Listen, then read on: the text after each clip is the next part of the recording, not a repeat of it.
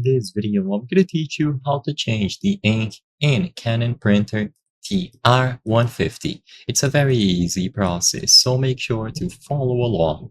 To begin, open the print head cover.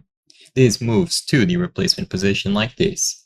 Do not hold the print head holder to stop or move it forcibly, and do not touch the print head holder until it stops completely.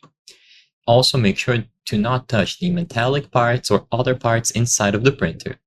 Now, with this area exposed, you will remove the ink tank where the ink runs out. So start by pushing the tab and lifting the ink tank to remove.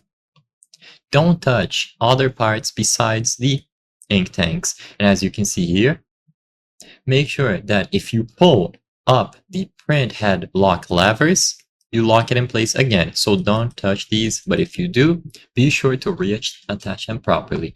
Now, remove the new ink tank from its packaging and remove the protective cap from the bottom of the ink tank.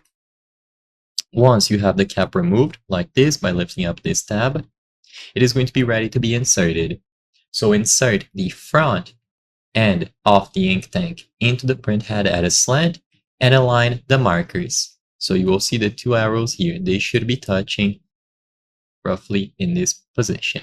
With this done, you press it down to lock it into place. So press the push mark on the ink tank until the ink tank snaps firmly into place.